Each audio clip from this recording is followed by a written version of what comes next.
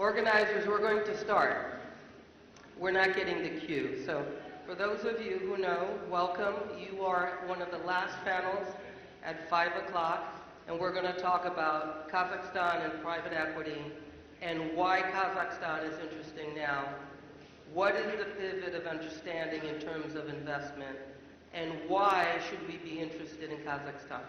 But let's do the introductions first. I'm Marcia Favali. I'm your moderator today. I'm on the board of Kazakhstan Investment Corporation. I'm an independent board member. I have a distinguished panel here. I'm going to let each one of them introduce themselves briefly, and then we're all going on first name basis. Starting with you, Richard. There you go. I see. Richard Dallas, Gulf Capital. We're an alternative assets manager out of Abu Dhabi, Dubai. And we're in private equity, which is a reason I'm here. We also have a private credit arm, and we've done some real estate development, although we've stopped doing real estate development. So we operate predominantly in the buyout space as opposed to being venture capital or infrastructure. Our strategy involves buying companies for growth. We are a growth investor, and we also believe in regionalizing and taking our portfolio companies internationally. So we keep an office in Singapore. We think there's a great trade corridor developing between the GCC countries and Southeast Asia and even parts of North Asia. And what's attracted us to Kazakhstan and Central Asia is that we think that there is an opportunity for that to occur here as well. If you look at a map and you connect the dots, the area becomes a very, very large trading zone. And thanks to the initiatives of your government, you're very focused on growth. So our proposition is that if you want growth in the world, you can look at Europe and the United States, and they're not growing as much. Growth is in the GCC, growth is in Central Asia, and growth is in Southeast Asia and into North Asia. So that's where we're focusing, and that's why we're in Kazakhstan today. Thank you. Didar, would you like to introduce yourself to the audience, please? Yes, thank you. Thank you, Marcia. Thank you, colleagues Rick, Cliff, Aset, for joining us. And let me express my gratitude to all participants for joining to our panel session. I understand that it's the last one, last day of Astana International Forum, and I think we are tired, and for it's very important for us your participating. And my name is Didar Karimsakov. I am CEO of Kazakhstan Investment Corporation. We are a subsidiary of Bayterek Managing Holding.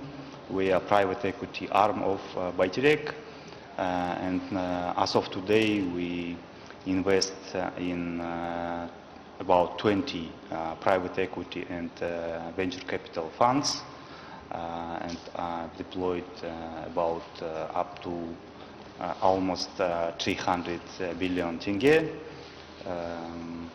And I think we are the main player in private equity in Kazakhstan. Thank you. Cliff? Good afternoon, ladies and gentlemen. My name is Cliff Chow. I'm a managing partner of EW Partners. I've done sovereign wealth fund in China, running a senior management there, also China private equity. And then this platform that we are doing, EW Partners, is a Saudi Arabia, Riyadh headquarter private equity firm focusing on cross-border investment between Asian companies into the Middle East region, GCC in particular. However, we are now broadening our geographical landscape. Hence, we've been traveling here to Kazakhstan and looking at the opportunities here. Our general thesis is very simple: is riding on the diversification of economy from oil-centric to non-oil-centric. So I think that is a common feature between Middle East and what's going on in Central Asia. And the other theme that we are riding on is to see a lot of Asian companies, in particular Chinese company, have a lot of very advanced technology, manufacturing capability, and there are many companies also seeking alternative choices of supply chain solution as well as manufacturing capacity relocation. And these trends also serve very well to economies such as here and as well as in GCC region. And that's why we're very excited to be here and looking for opportunities. Thank you. Hakan? Hi to everyone. We are a Kazakhstan-based investment firm, so we invest in capital markets and also in allocators in the global private equity funds. So good to see everyone. Okay. So now that all the introductions are made, let's start putting some things in context. So some of you know that I was also for many years in the development bank on the board. And what I saw in the growth of the economy in Kazakhstan, it was very debt-led. Nothing wrong with that.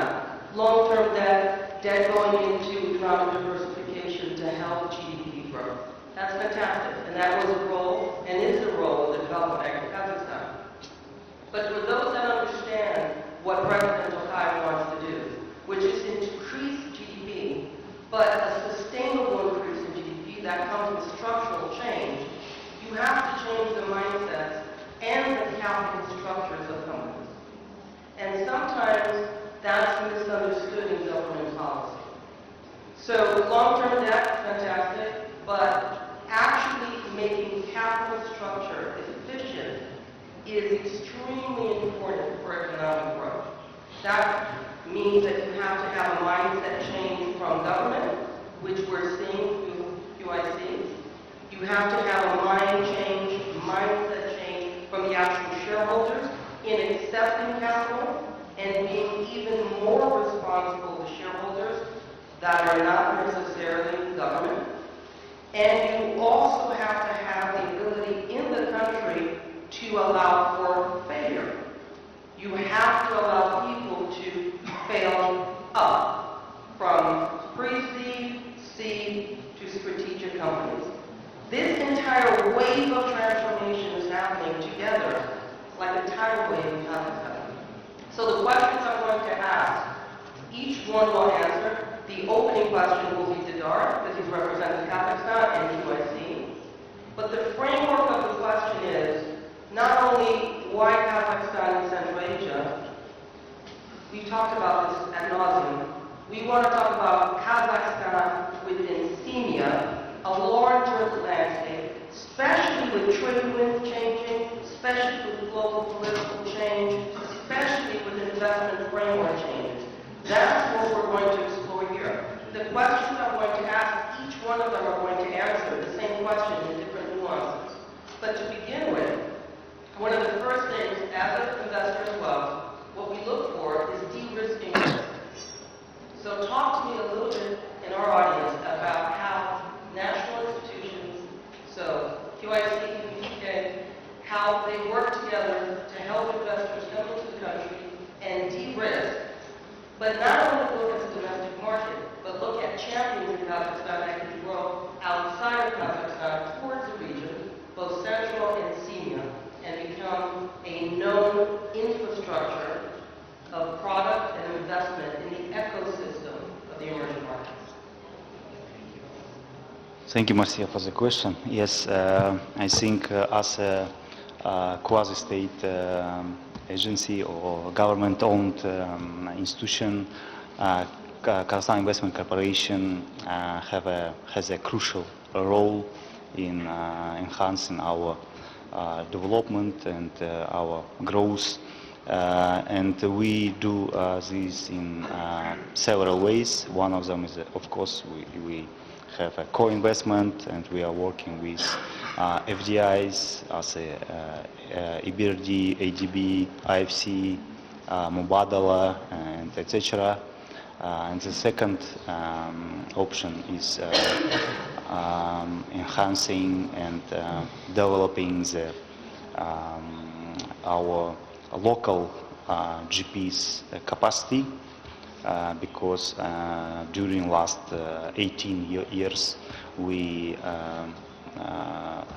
as I mentioned, we have already 20 funds under our management, which we invested, and we invested in more than 120 companies. And we, as a state-owned agency, we are transparent. We can disclose information about our deals, and in comparing with family offices, which of course working in private equity sector as well, they can't maybe in some because of some reasons they disclose information about their deals, but I think we can share knowledge, information about this instrument, and of course, unfortunately, the equity instrument is not too popular like loans, subsidies like provided by DBK or DAMU or etc. But we increase our fund managers' capacity, we increase the corporate governance framework and bring some very experienced GPs into the market, so we can make cooperation with our regional or worldwide companies, institutions, investors. Some of them participating now, Rick and Cliff. I think they have very strong and proven track record in private equity market, and we are as a gateway between Southeast and Gulf countries and maybe some North and South. We can use our opportunities to be good partner for all participants. Thank you. One question. Can you hear everybody? Is the volume loud enough? Oh, no, right? Okay, organizers, can you increase the volume, please, of the microphones for the speakers?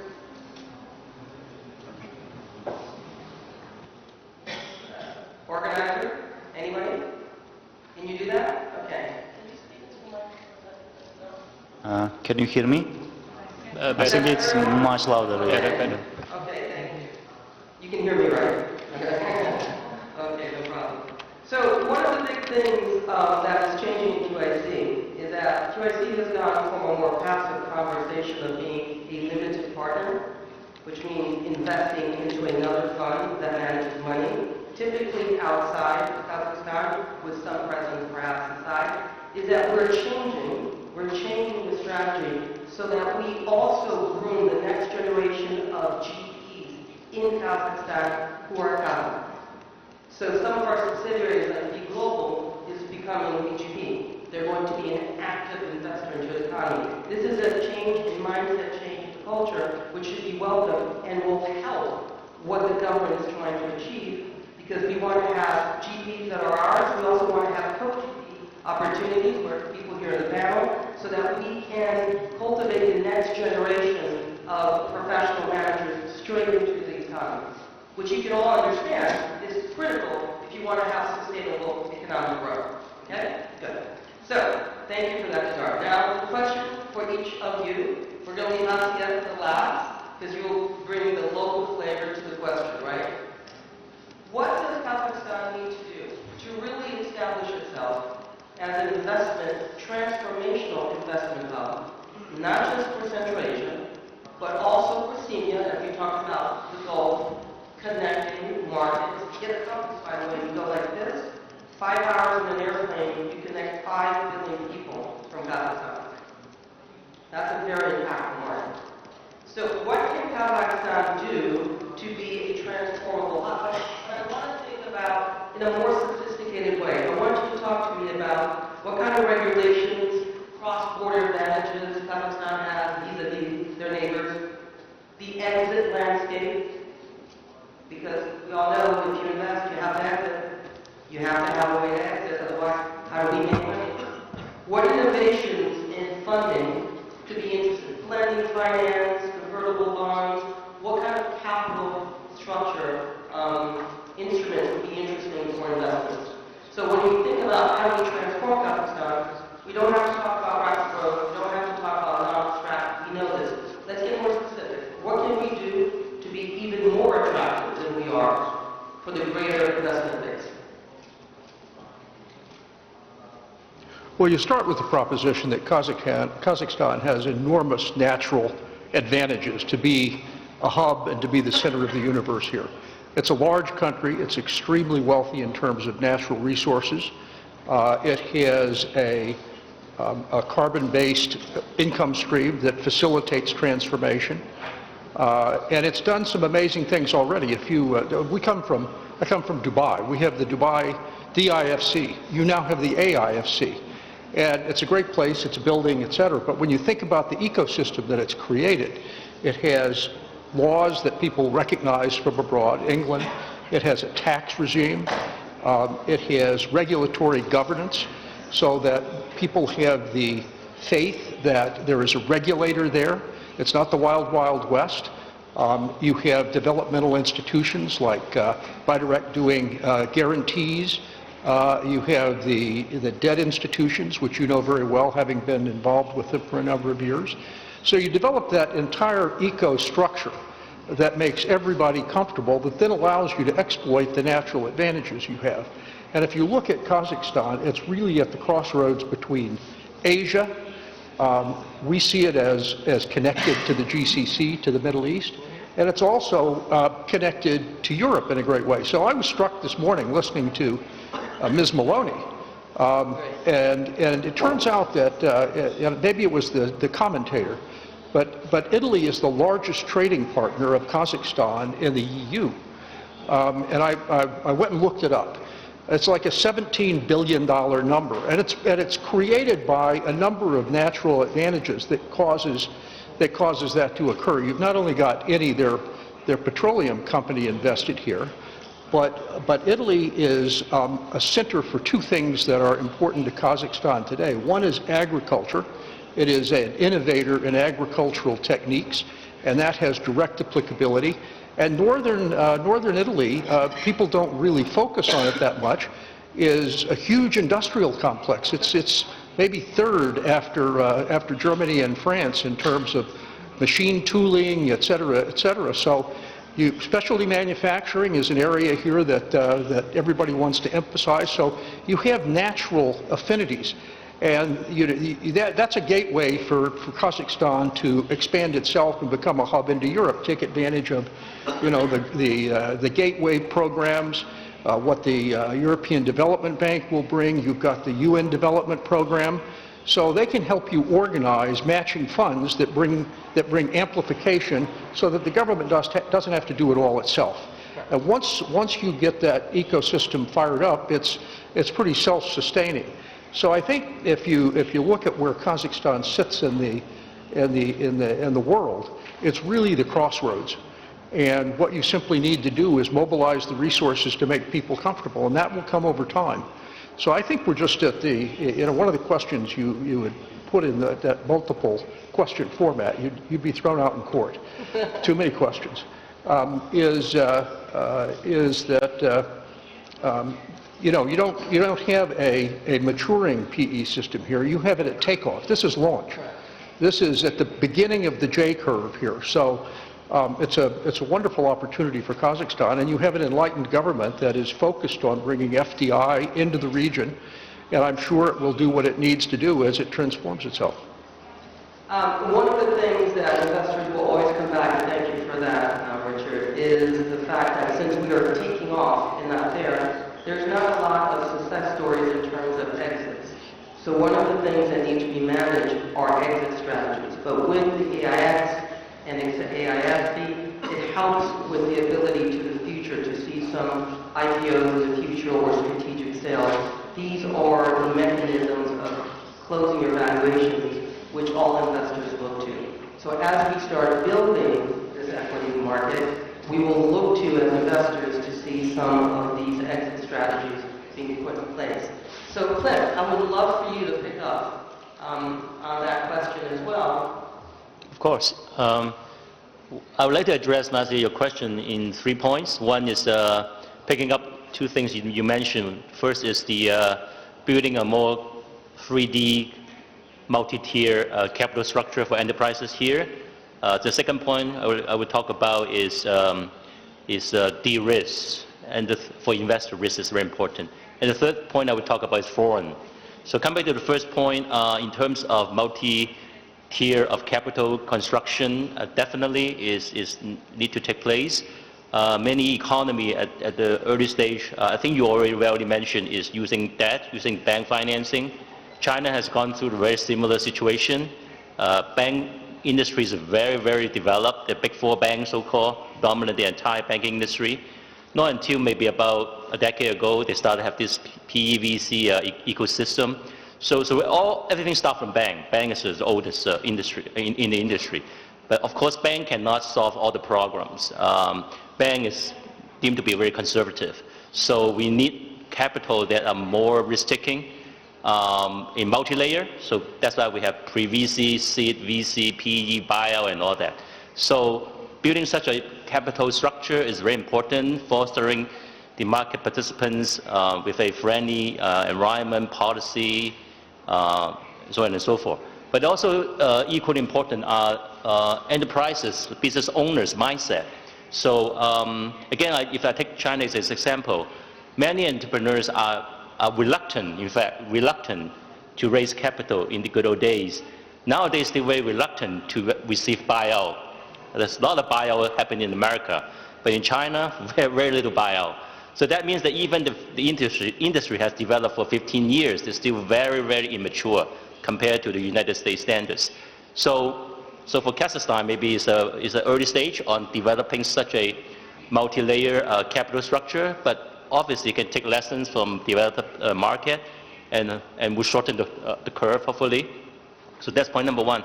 Point number two, about de-risking of environment here. We being a foreign investor, obviously we are cautious about how to assess the risks, whether these are jurisdiction, legal risk, tax risk, many other possibility policy shifting risks. We really oftentimes, our playbook is we first look at how the government commit themselves and the government agency, such as QIC and other long-term capital or capital representing certain government features, be the leader of calling the other capital to come to the market. So government capital should be the patient capital, should be the capital that take most risk as come to and promoting industry development, creating ecosystem, generating champion upstream unicorn. We really look up to the government capital to take a leader role first, and then private capital will come along with, and that's how we look at how reducing the risk for investor. And then third point is foreign capital involvement. We've been successfully in the past 8 years participating economies such as Saudi Arabia. So 8 years ago, they started the Vision 2030. They started to diversify economy into non-oil economy. They went through also the cycle of when we started looking at investments. We found very little target available for us to write checks, let's say for 50 million, 30 million. It's very difficult. Then what do we do? Our playbook is we look at then elsewhere, outside of the country. So that's why we look at our home country. We saw a lot of companies are eager to also expand, and they have possessed a lot of good things that can help the economy overseas to, again, to shorten the curve to build their own industries, to bring foreign investor, not just foreign investor, but foreign companies who bring along with their technology products and create jobs. So I think that will be a good lesson that we try to apply our expertise, apply our recipe to create some deals here that bring friendly foreign capital, friendly foreign companies, but they're very keen to localize themselves to this market and take this market as a pivotal moment and point to radiate to the bigger region, into Central Asia and even to the CEMEA, as you mentioned. And I think that will be what we are very looking forward to and passionate to do here. Thank you. Asia, give us the local flavor. No, I would generally add to what Richard said, maybe. So as we are the allocators to global private funds, so we see a lot of interest in recent, maybe in 1 or 2 years, a lot of interest in Kazakhstan, who are interested to come to see what are the opportunities. Of course, they do understand about the enormous opportunities that we have, resource opportunities. But the one interesting thing is about the IFC structure that we have. A lot of them, what I see is that quite interested, and they know that we have such a structure, which is similar to the DIFC that the UAE in Dubai has, which is a good for mitigating their risk. Another factor, of course, what KYC in this case is quite important, is to mitigate their exit options. So if you can find the opportunities for the best exit options for any private funds that are coming to our country, that would substantially stimulate, and promote the market for them. So we're going to pivot now to a little more specificity. Okay, so the question for the three of you, and then Didar, I'm going to have a question afterwards to you, is when you look at Kazakhstan with the strategies of what's interesting to invest here for Central Asia and SEMIA, bringing out markets, what are the investment niches that you're looking for? So if you had $100 million to invest now, or whatever your mandate is, what are the industries you think are top of interest that you think have the potential to grow here and radiate out, quoting Euclid, which I think is important? And I also, when you answer that question, I'm going to go back to this. Talk to me about the importance of the local operator debt, your partnership with your investor, right? So you're investing in a company, the importance of the local operator debt.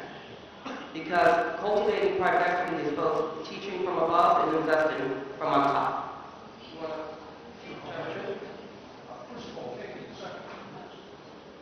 Taking the second part of your question to begin with, our chairman is a fellow by the name of Harib Darmaki. And Harib was the head of private equity for Abu Dhabi Investment Authority. And at the highlight of his career, he's now an advisor and is retired, he was managing approximately a $250 billion portfolio of private equity investments around the world. And when we talked to him about coming to Kazakhstan, because we had an intellectual analysis of it that we thought made sense, his first question was, who's your partner? Who's your partner? Private equity is a local game. It's all about understanding the environment, being able to read the room, understand it. Who is your partner? We're not going anywhere without a partner.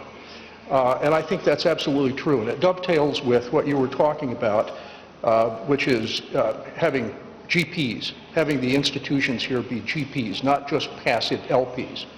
And I think that's a key element of de-risking strategy, is to have the right local partner. It also provides a degree of insulation for you. We like to invest, for example, with the IFC and various marketplaces, and because you feel that you have some insulation from risk if you have a partner that nobody wants to offend. So simply put, if you have the right partner, you've got more latitude in your ability to act and to feel secure. So we think the local content is really, really important. Very important. Are there any particular industries that you think are top of mind that are of interest? Yeah, absolutely.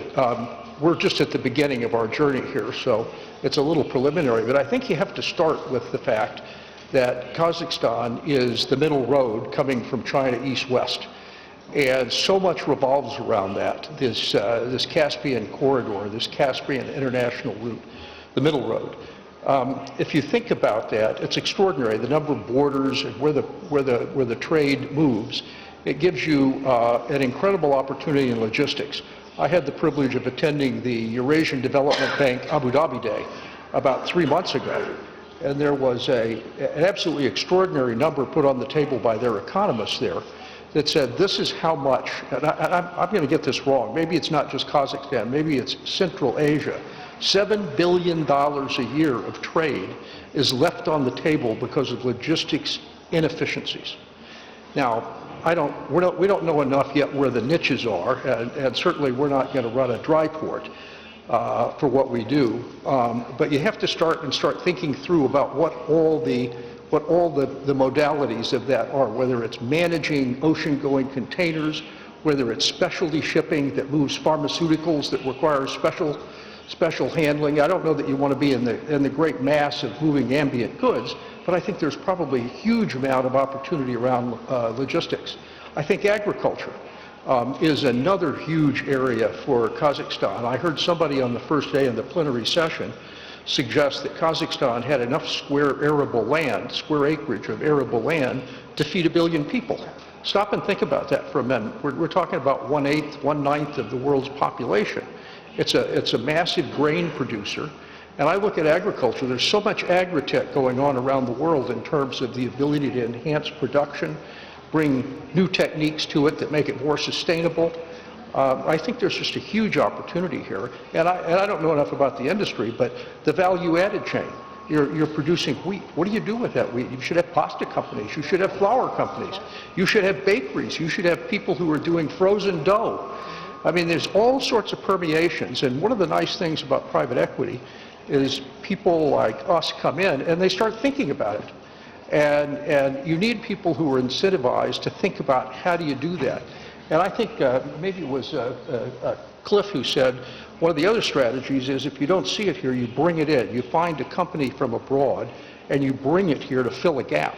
So I think one of the things that PE can do for this country is to be innovative about how you fill in the gaps and to identify what the gaps are that will increase efficiency. So I think healthcare is another place, because at some point in time there are opportunities to move healthcare provision from the balance sheet of the government to a more efficient system that has the private sector involved, and I think that would free up space in the public budget for other things. So I think you're really at the beginning of the journey, and you have a very educated, entrepreneurial young population that's very digitally able. I think when you think about what you can do with online deliveries, online ordering, this is it's not absolutely virgin territory, but it's certainly territory that can be mined for all sorts of opportunities. So those are just three, but I think there's huge amounts here. The whole point is for us to have more value-added product, and you will get value-added product when you have good partnerships with equity investors that are looking for efficiencies. And that is part of what the government wants to do. So it's not just about getting to 7% GDP, it's structurally keeping that GDP high, and that is through value-added products. So Cliff, would you like to comment on that? Because then, Jidar, I'm just going to give you a warning. I'm going to ask you about our pipeline to show through them. So I'll give you a minute to think through that. But Cliff, yes, and then ask the answer. well, I think Richard has picked up all the promising sectors pretty much already. So maybe just jump to the a bit more specific that yes, definitely we will look at transportation logistics. Back to the $100 million questions. We do have, Richard also explained that the whole corridor and the key of this railway route from east to the west, that's all we agree, I agree. So on specific sides, we actually already have portfolio company, is a global supply chain company. So we're very much engaging the conversation about how they look at the global supply chain reshuffling under the current geopolitical environment. And I think that they are now so far under consideration, underutilized. The route between China through Xinjiang to Kazakhstan and to the Central Europe. Instead, they have operating center right now in Hungary. So these kind of conversation, companies very eager to take place. We are very eager to take place to see how such a global supply chain company can make utilization of the Kazakhstan open up for their participation now, both capital, both resources, facilities, and so on, to see how can make a win-win investment. That's one sector. Second sector would be in the generally speaking smart hardware, robotics. So over the last 10 years or so, China has emerged into a big smart manufacturing hub. For example, I read somewhere that Kazakhstan is also very much promoting low-flying economy. That's a big thing in Shenzhen right now. The whole city is embracing low flying to the extent that not only that you now can order your coffee, your iced tea, and they fly to you, and they're talking about from the city center, take a helicopter or some flight taxi to the airport, because that's just one subsector that the municipal government need to make it work. So I'm sure their experience will be very transferable and comparable here. And other things, robotics, including like warehouses, automation, very advanced. Human look like kind of a humanoid, very advanced already. China just recently hosted this first time worldwide, globally, first time semi-marathon. It's a semi-marathon run by robotics, humanoid. So that's how advanced right now putting into robotics. So I think the robotics side is also very much a opportunity to see how we can transfer some of these halfway completed and halfway commercialized company and start using the scenario here. Lower hanging fruit is to using the culture, the language as a new scenario, new application, so they can commercialize the product along the way to senior population. So that's another thing I can think of right now. Yeah. Thank you. ASEAN.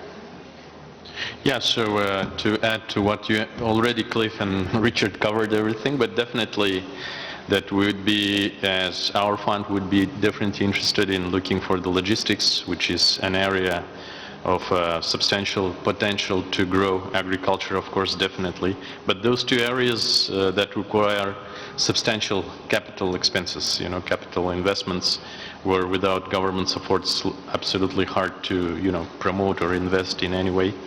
And I would definitely agree there is a lot of growing talent coming from the country, so it's quite interesting to see the tech sector, how it's evolving, the VC space, and absolutely an area that we are focused on and should be focused for the general, investment environment. All right, so hot seat, Didar. We got to give these people something to invest in. So talk to us about the pipeline that QIC sees, not only from QIC, but also as piggyback investments perhaps with other institutions. Thank you. Yes, we can discuss our pipeline, I think, in two ways. One was... Organizers, my friends in the back, could you please put up the volume? Up. Make believe no one can hear. We're all deaf. Up. Can you test now? Can you hear me? Thank you. Okay. Okay. Yeah. And one, I think it's a pipeline provided by our independent GPs, and we are very inspired when we had meetings and conversations with our potential GPs, and for these 2-3 days we had several meetings with our current and potential GPs, and I think it seems very exciting, and we truly believe that we can do these deals and have good IRRs, good impact for our economy to achieving our goals to increase our GDP in next 4 or 5 years. And for instance, we invested in some deals. We can disclose it because we had already exited from one of them. For instance, ITAS project. It's very, I think now, as of now, it's the biggest poultry company in Kazakhstan, and it's cover about 40% of our producer of poultry meat in Kazakhstan, and we invested and we provided equity, and I think it could be possible without our equity we provided, and it's very important to providing equity in comparison with debt to make national champions. And the second stage, it can be, yes, expanding to Central Asia, to our neighbor countries like Azerbaijan, Kyrgyzstan, and etc. And the second one is Almaty International Airport. I think, Marcia, you know that 5 or 6 years ago it was another one. And it became real, I think, because of our equity we provided with, in partnership with international institutions like EBRD and other institutions. And now we see a lot of opportunities in agriculture, and I totally agree with all speakers that is a new oil for us, and we have in our pipeline some projects in agriculture. Unfortunately, I can't disclose the names of the companies, but we see the very huge potential, and we because we don't invest in minerals, and we invest only in non-resources sectors. We need to find balance between IRR and growing advanced manufacturing, and so we are looking for potential national champions. And firstly, of course, we believe that we can make it in agriculture sector. So let's lean into that a bit before I ask you guys one of the last questions, and maybe open up for some questions here. You see, this is interesting from the national side because there's a need to balance the development of champions through a cluster approach, debt, equity, even export help, which the government is doing. There's also, obviously, we want to kindle pre-seed and seed and, let's say, greenfields, you know, factories and etc. But the government has a very tricky job, and QIC representing, is balancing income and income development and sourcing, whilst at the same time allowing for risk to occur, because you can't babysit investors forever, right? So to allow risk to occur, but yet be able to balance the outcome of income development through champions. So in other words, what am I saying? We want to help de-risk, but at one point we do need to let investors, as they mature, have their own risk when it comes to investing in Kazakhstan. So it's a very delicate balance for the government right now. We're still in the stages of that. So when we get people interested in coming to invest and want us to be anchors in QIC, talk to us a little bit, just succinctly, about the tussle, the little bit of the tension between what investors want and what the government can provide. Yeah, we can provide our co-investment opportunities, and we can take care about some bureaucracy procedures in Kazakhstan and administrative procedures as well. And of course, we, I think we can consider as our investments professionals, because for these 18 years we invested a lot of time for our employees. Now they are working around the world, in Oman, in Wall Street, in US, everywhere. And I think it's one of our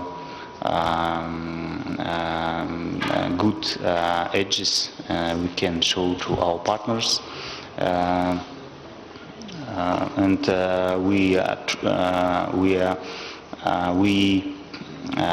I think we can invest in that areas as well.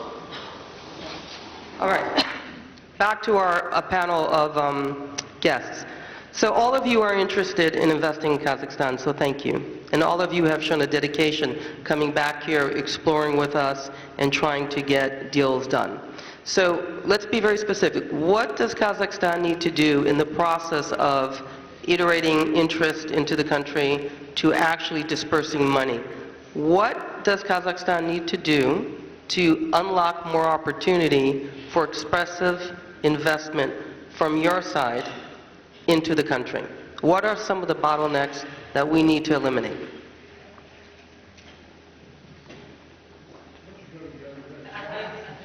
Chance at the end to say I agree. So Cliff, I'm going to give it to you.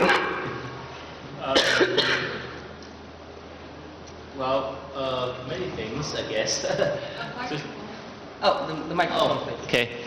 I guess many things. To start with, a soft one is nowadays I think that as Astana, Almaty, Kazakhstan become more and more international city and destination for investment, more and more investor, foreigner into travel here.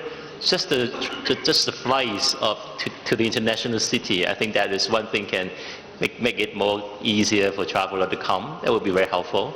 But nowadays, going from Hong Kong or any Chinese city here is still a little bit patchy.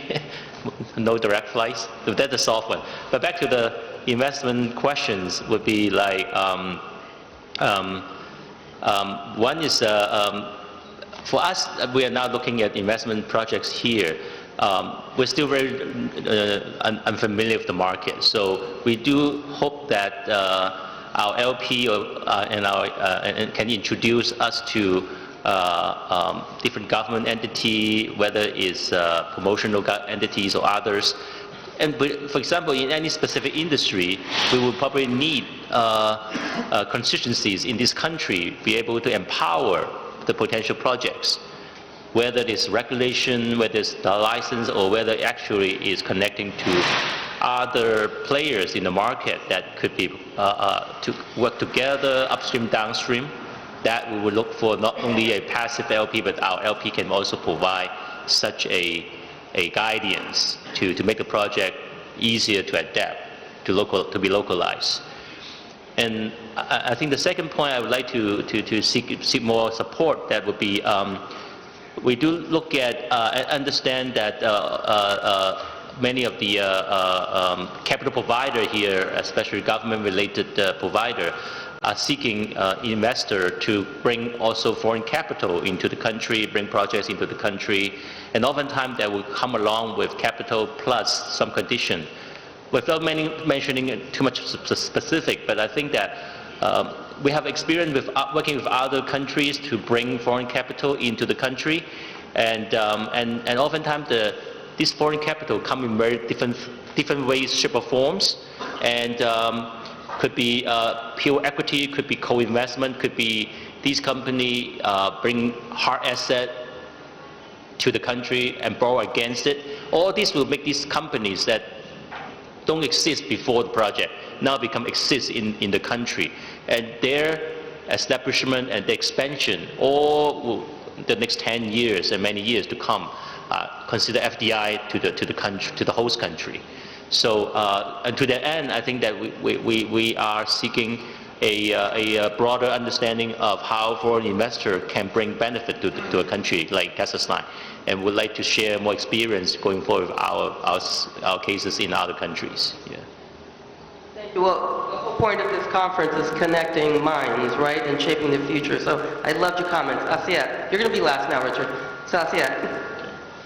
So I think that our market actually lacks a lot of several professional local or even global GPs, and that's the result of the liquidity in the market. So if we see the trajectory of the private equity, how the sector evolved, we see that we have government institutions like UIC, which are doing a great job, of course, in stimulating FDI and the local businesses, but also the second ones, the main players are the family offices. The family offices are usually themselves are the LPs and the GPs in one, basically. But we truly lack professional GPs. The managers, both local and global, and that's the result of the lack of liquidity in the market. For example, our pension funds or insurance companies are not allowed to invest in private equity. We are not talking about the local ones. We are talking about the global funds as well. So, and that lack of liquidity, creates that that we don't have too many players who can invest, both local and global as well. I'm talking about both of them. In Eastern Europe, for example, like maybe 10 or 15 years ago, they have led the insurance companies, the pension funds, for the local ones to invest in the private equity, and we see how it have given a very, very robust opportunity for the growth of that market, and which is not there. And the main, of course, the result of the lack of liquidity is and for the pension funds or insurance companies to invest is the regulatory framework that we have. So, I mean, our regulation is quite strict so that it doesn't allow them even to participate in the market. I think if there can be some solution to provide more liquidity into the private equity market, we'll see a lot of growth. Professional, managers coming into the country. And of course, that liquidity market will create also, of course, another opportunity is the exit option. So I think these two things, if we can solve and find some... That's actually very insightful, because what you're also talking about, if we got more liquidity through the mechanism that you said, we could also grow a new crop of Kazakh GPs in VCs that don't necessarily have to come from the exterior or from a QIC, but they themselves become entrepreneurs looking to participate in the economy. Correct? Yeah, correct, absolutely. Yep. I think the more professional GPs, the managers I like will that. be having coming into the market, and we'll see a robust growth definitely in that sector. Excellent perspective. Do you want to give us a stab? I think everybody makes an excellent point. A couple of items. ASEAN talks about family groups. If you look in the GCC, if you look in Southeast Asia, families, SMEs are the backbone of economies. That's what it is. So you've got an economy here that is driven by government to a large extent because of the liquidity that comes from the natural resources. But when you get down into the more private sector, it's the family group. So I'm not sure how you actually attack the problem to get the family groups more receptive to partnering with private equity, because I think there's some reluctance to take private equity in because they're fearing they'll lose control. Now, the history of what happened in the GCC is that was clearly the case. And then you had one generation, two generation goes to the West. They become educated in the West. They become very sophisticated in how business is done. And you have family groups that had 25 different business lines start focusing, and they start being willing to partner with everybody else in the world for certain of their business lines. So it opens up the universe. So I'm not quite sure how you do it, but somehow getting the family groups into the mindset that they can work with private equity does a couple of things. It opens up lots of avenues for investment, but it secondly imbues the next generation with skill sets that enable them to advance the economy on their own. The other thing I would say is, and I'm not sure how you do this, but we have a history of having invested in Egypt, which has had a very volatile currency, and there's no real hedging mechanism. So if you're in a situation where you've got volatile currency, the government needs to give some thought to how you can create some insulation. I mean, we've had experiences in Egypt where literally we've tripled EBITDA and still not gotten our money back because we invested at 8 Egyptian pounds to the dollar, and it's now 50. So being able to manage that sort of exposure, and again, I'm not a global economist, I don't run a central bank, I don't know how you do that, but that would be a feature that would get people more interested in the area. Some kind of market that would enable you to do it. Otherwise, you've got to do it operationally. You've got to focus on something that you can export and get hard currency for, as opposed to being in a position where all of your holdings, because most of the funds abroad are either in euro or in dollars. So you may do fabulously, but when you go to exit, you wind up with a not very good return simply because of currency. And again, I don't know how the central bank deals with that, but that would be a big issue. Now I want to pick up on something. When you just look, and there's starting to be a lot of interest between Brazil and Kazakhstan, all of you said is exactly the miracle that Brazil went through. Brazil had a brain drain. Everyone was in London. Everyone was in New York. Everyone was in Wall Street. They didn't want to invest. The best and the brightest studied out and stayed out. But when they started coming back and they started engaging money, because most of the wealthy families put all their money outside of Brazil, when they started putting the money inside and creating their own private equity, their own entrepreneurship, Brazil exploded as a destination, and they are one of the leaders in agrotech. So some of the major companies in Brazil did not need to do an IPO because they were making $5 billion in revenues, and they're private.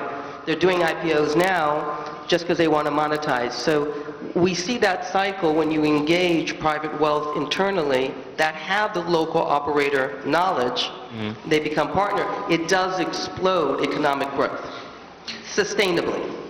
Yeah, I do want to elaborate. We also see a situation that the family corporate capital, when they become, let's say, our investor, is actually also facilitate exit options. In some of the joint venture we create, because they're kind of new breed into the market, maybe it's just come from nowhere outside. They say Chinese companies suddenly become show up in Saudi market, but after 3 to 5 years they become a local little champion. It's actually very viable that the conglomerate capital or the family capital are willing to buy out our share, the fund shares, and it becomes like starting as a company fund joint venture and become a company, foreign company, a local company joint venture, and that will become a longevity. The fund will exit 3 to 5 years later. So that is actually a viable M&A option. So the takeaway, because we're coming at the end, if anyone here has a question, put your hands up now so I know. But the takeaway, okay, I got you. But the takeaway, so government, if you can hear me, and all of the private people, what we need to do, Didar and all, is try to incentivize more of the family offices in Kazakhstan, private wealth, to be more participatory in our push for the development of private equity. Calling all sovereign wealth families, we need you to help us transform the economy of Kazakhstan. So, I had one hand up. Who wanted to ask a question? Stand up. Please don't be shy. Is there a microphone for this gentleman?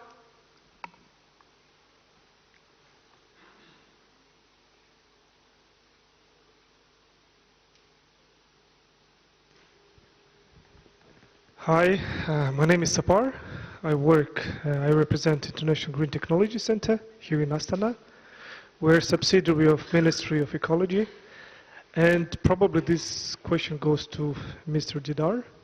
I would like to know regarding green technologies projects in the long run, what kind of projects you have, or maybe it's a master plan. And the second question is, what is privilege and what's the trigger in order to attract more investment into green sector? So you're asking about green technology investment. What are we doing to help that? Exactly. Okay. Yeah, thank you. That's to you, Didar. Okay, thank you.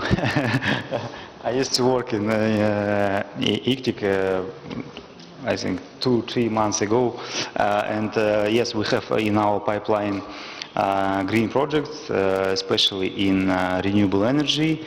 I think, Marcia, you are familiar with that as well.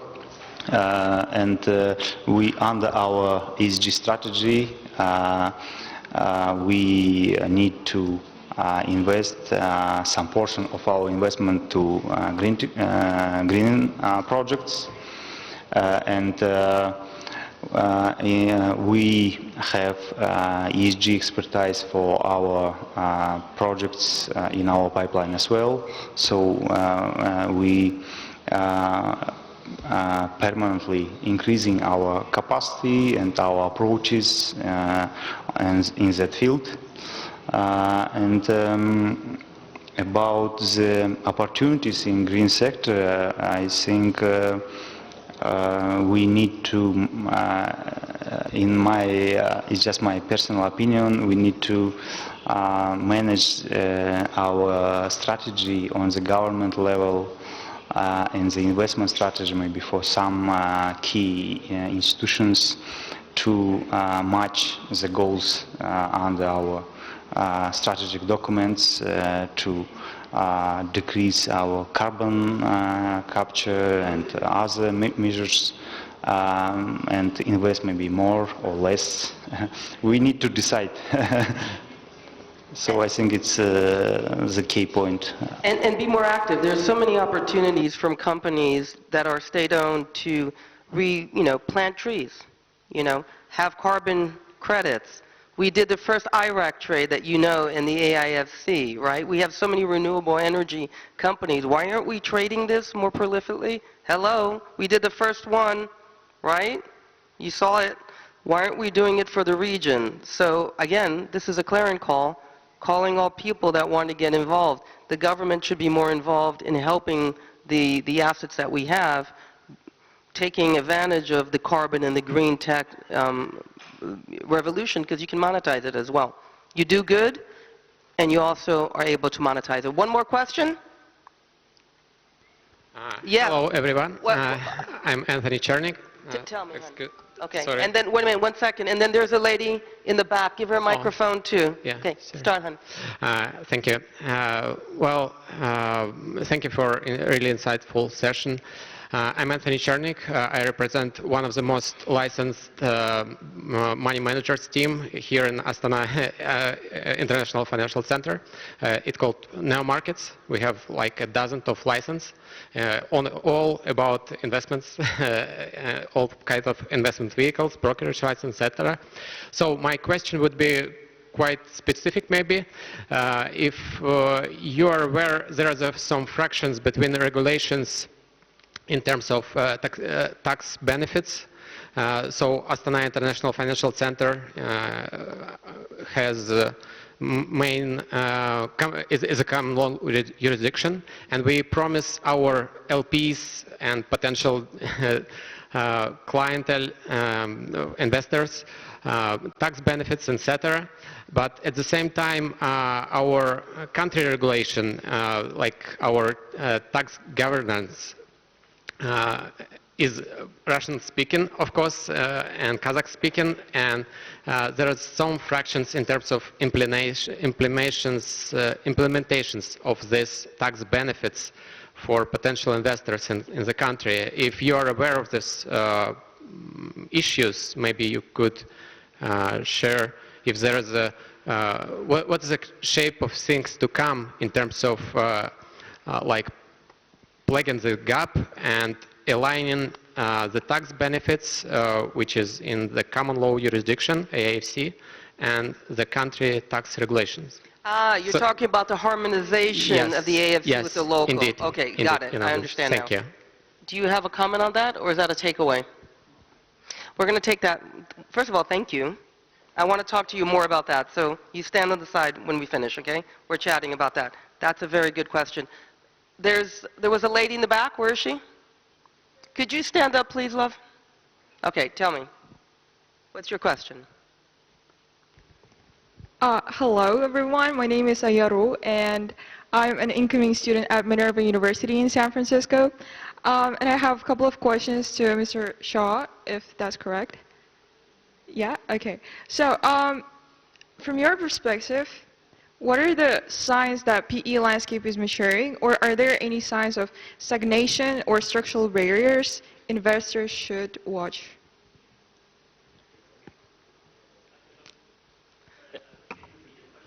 Yeah. All right. So, all right. What are the signs that PE environment is maturing or still early stage? And I'd like to be aware of the risks of Kazakhstan. So we talked about the J curve. So she's asking, what are the signs that the PE market here is, coming to a more mature stage? Exactly. Thank you. I think it's Yeah. I think it's very early on, not even close to maturing stage. Well, my humble understanding is very early stage. When you talk about J curve, it's different. It's more the investment company. When you invest, then of course the first few years you don't get return on the paper. It takes time for the companies to flourish and to improve the businesses, generating income. Then you have valuation gain. But I'm not sure that's the question though. But So you want to know the stage of the PE market. The PE market here in general is early stage. Yeah. So there's no stagnation, there's no stagnation. maturity. It's an early stage. And so what we're doing is we're ushering people in to co-invest in certain deals or invest directly, and we're trying to incentivize local and others to have, pre-seed, seed, and etc. So we're not at a stagnation, we're not at a maturing, but we'll get there one day, yes. I have one perspective on that. To tell a story, there was a lawyer in town, and he was just suffering. He had no business. He was going broke. A second lawyer moved into town, and they both got rich. That's the story. So if you look at Western markets, PE selling to other PE is a huge proportion of how people exit. So when you, and I know this from our own experience, you take a company, and private equity thinks of itself as mid-term capital, mid-level capital. It has a finite period of time. Often companies' investments have a longer period during which they grow, during which they accrete value, etc. So when you see multiple PE funds in Kazakhstan selling to one another, then you're going to understand that there's been an ignition in the marketplace. There's a very famous case in the United States of a mattress company. It was out of New England. This mattress company had 6 or 7 private equity owners, and they all made money because they came along, they had different views of it, and they invested at different times of its growth cycle. So, you know, a typical PE fund has a 10-year life. And if you're investing over 5 years and you invest in the 4th and 5th year, you have 3-4 years to create value and get out. But that doesn't mean that the investment is no longer interesting. It means that you need a new steward to come in and invest in it. So when you see PE firms selling to one another, and there's enough of us here, you'll know that there has been takeoff in the business. There's some, I mean, I don't have the statistic at the yes, tips of my fingers. Marcia, I can share with some numbers and partially maybe answer to the previous question. Yeah. And finish your, Yes, he's still standing, and then we'll go back to him. Yes. For the last decade, the disclosed private equity deals in Kazakhstan reach about 5 billion USD, 4.8, I suggest. And the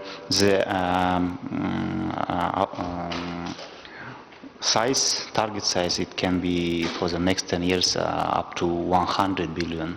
And I think we have a lot of gap to fill it and increase the private equity market in Kazakhstan. And I think because of the lack of deals and lack of private equity instruments, I think it's about experience.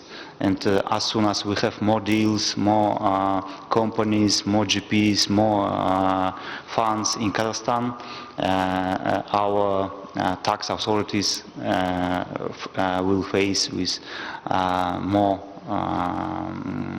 cases and can improve their approach and can harmonize their strategy and their policies on taxation. Yesterday, Altai City idea was announced, and I suggest that they have the same tax regime like AIFC. So I think we need to do a lot of business in that field. So I truly believe that we can reach this goal. Did we answer all your questions? Yes, and I have another one. No more? Oh, you have one more. One more. Okay, sorry, go ahead. We love it. This question is very important to me, and I like to direct this question to everyone. Well, for context, I'll be studying in the US. I'm 17 right now, and I'd like to ask a question. If you were in my position, what would you do to break into the kind of work you're doing now? To break into PE? Yes. And you're studying in San Francisco? Minerva University, Business and Computer Maryland? Science. No, Minerva University. Minerva, sorry. In San Francisco, okay. Yes. Yeah, in San Francisco. So you want to break into the PE market? Yes. Well, they're please elaborate. First one, get an internship, and then a PE. Get an internship. So 2 things. One, why don't you look to create something as an entrepreneur? The best way you can sit across the table, because a lot of people that invest sometimes have never run anything, but they think they have, okay?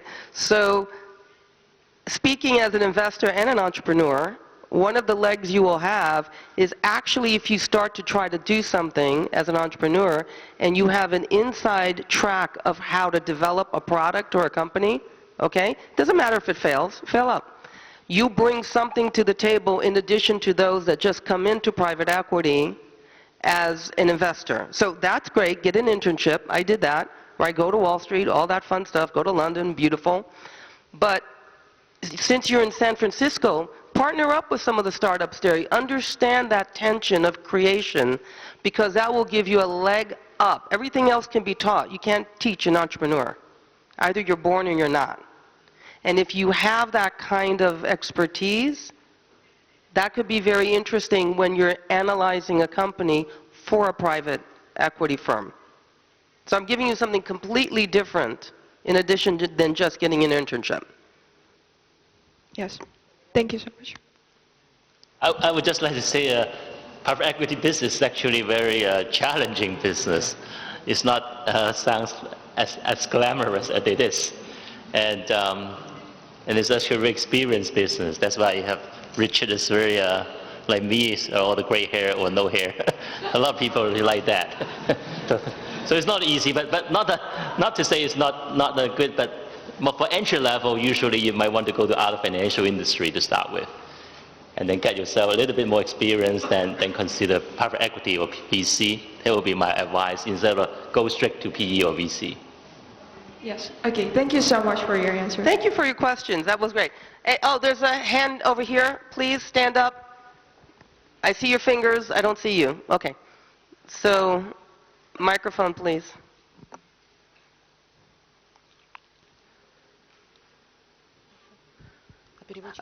Can you, are you going to say it in Russian or Kazakh?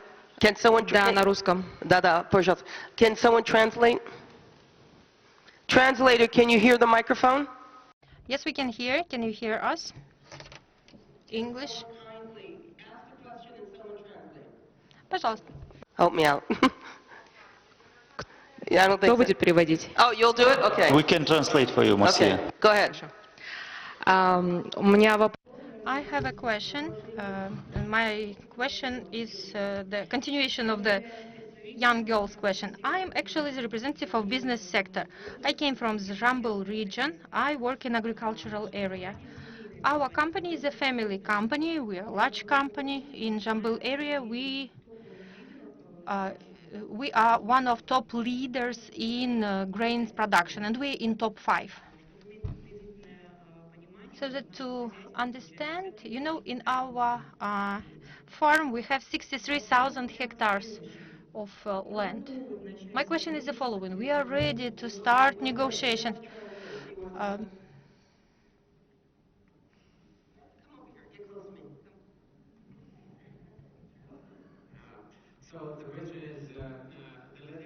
Represents the family business, which is in agricultural industry. They position themselves in the top 5 in their district. So they're open for potential collaboration, investments in this area. And what is your question again? Какой ваш вопрос? В чем запрос? I had the following question. How? Like, who shall we sit with and talk to?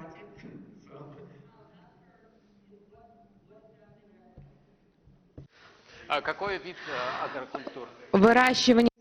We produce seeds of grains, oil seeds.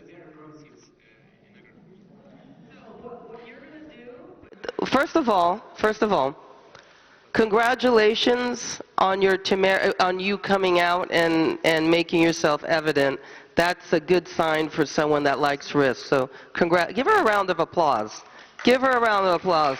Good on you. Good on you. This is what you're going to do. You're going to stand over here and we're going to talk to you when this is over. Okay? You two are on the corner. Okay? Who else wants a question? You two. Okay, I'm getting, okay. Please in English, somebody. Okay. Okay. Go ahead. Who's translating? You're translating. Give him another. You're going to charge? Здравствуйте. Hello, my name is Abdrahmanova Asel. I'm a representative of artists who do their paintings with legs, with feet, and with mouth. I have united artists of Kazakhstan. They do their paintings without hands because these are people with disabilities. And right now we have created the fund to support these artists with special needs. And we just need financing. How can you support us? You see, we sell. Well, the idea is the following. The artist has painted the painting with the mouse or with the feet. And then we put this painting to calendars, to notebooks, to textile, and some other souvenir products. But I love it. What is it? I can translate. So She represents a group of artists who create art using by their feet. And she said, I have brought together artists from Kazakhstan for a personal project that entails individuals who paint using their feet without the use of hands, and it's for individuals. okay. Do you I know And wait a minute. I know she exactly. currently in the process of establishing a foundation and to support artists with the special needs, and they're almost fully set up, and now there simply needs of funding. And she asked what they can do. Okay. Yeah. So number one, thank you for what you do. Thank you. Thank you. You know, brava. Thank you for what you do. Personally, I would love to talk to you. So stand in the corner with the rest, okay? Thank you. Thank you for bringing this. Okay, another round. People doing good. You're the last one. You had a question? Are you going to ask us something, or are you going to tell us something? Okay. What is it that would you like to ask? During the panel, it was mentioned that one opportunity for a first source of private equity funding is the pension and insurance funds of other countries. However, pension and insurance funds do have some requirements in terms of ensuring the stability of their investment. How will this be managed, and what are some of the possible diplomatic risks that the Republic of Kazakhstan might face if there are unexpected difficulties in the investments that these funds make? So your question is, if the pension funds start getting involved in private equity, what are the issues for the Kazakh government? Not only for the government, but also for the funds themselves and Funds the themselves. people Okay. that they're responsible to, which are the people receiving the pensions. Well, listen, I'll give it up.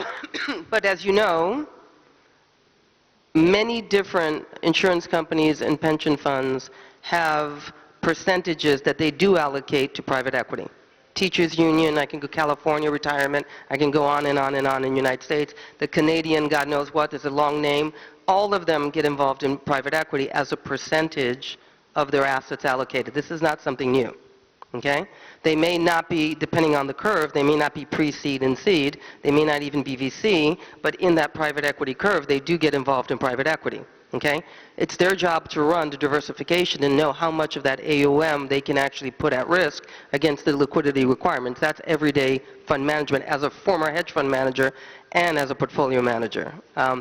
That's normal course of business in the developed markets. That's nothing new. Okay? So that answers that question. In terms of Kazakhstan, though, we have a lot of, maybe Asiya, you want to talk about it since you brought it up. There's a lot more regulation in terms of that. Yeah, sure. I mean, of course, the risks that associated with the economy, we cannot neglect about it. Yes, so any kind of economic turmoil, financial crisis, I mean, we are not risk averse on that case.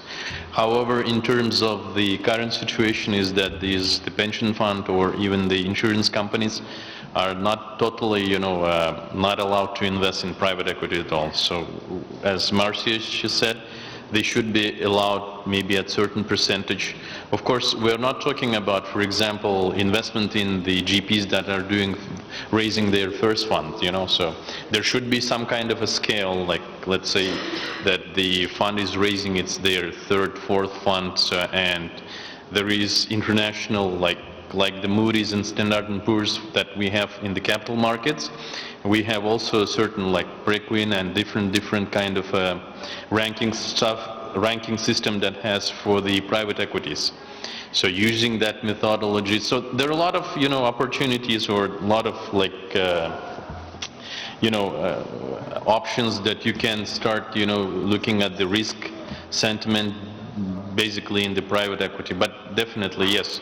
So that's one of the things that I said, that the ranking, like, which fund they're raising, and plus about their performance. So there are a lot of, criteria that can be easily applicable and where the private equities can be allowed, which is not the case at the moment. And one last thing, a lot of the developed market funds that allow for private equity, their own participants are asking to participate. So it's a push. I think we've come way over our time, so if there's any other questions, I'm sorry. But thank you for being here. I hope you had a good time, and I hope you learned something. So why don't we give our guests a round of applause. Thank you.